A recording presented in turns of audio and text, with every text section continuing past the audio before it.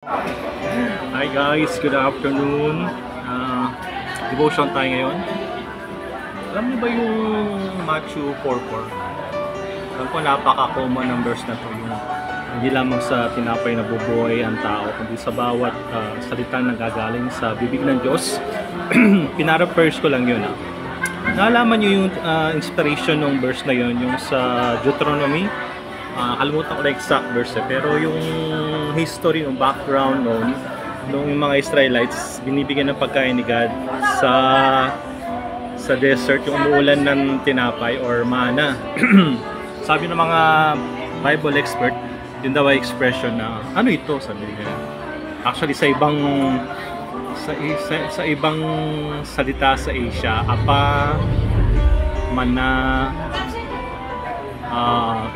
may ka-weak na salita yun. Anyways, yung pagpapadala ng Diyos, naalala ko isang verse sa Bible. Nakalimutan ko lang yun, baka pwede nyo akong matulungan. Yung sabi niya, pinadala ng Diyos ang kanyang salita at hindi daw babalik yun hanggat hindi na si-serve yung purpose ng kanyang salita.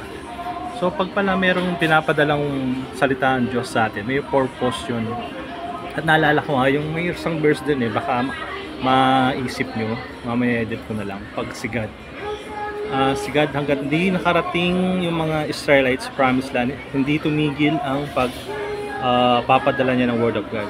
So meaning habang nabubuhay tayo dito sa earth, patuloy na magpapaulan ng Word of God or mana si God at minsan babalik-balik yun hanggat hindi na serve yung purpose niya.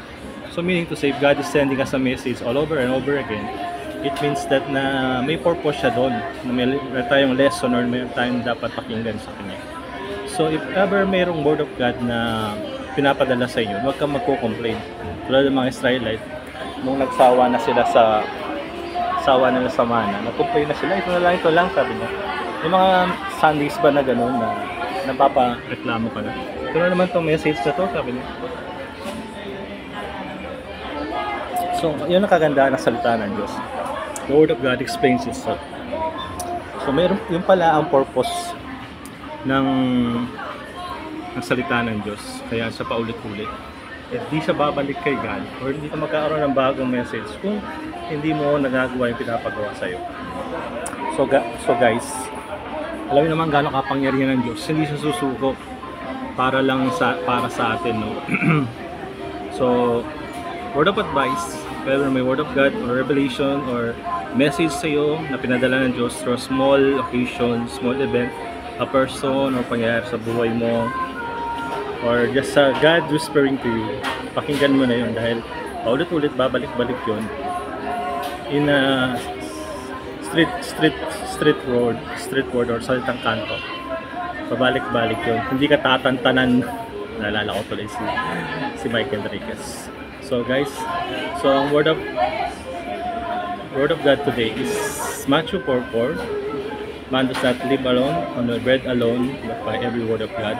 And the word of God will not return to him unless it serves its purpose. So God sent his word and it will return to him until it serves its purpose. God bless you all.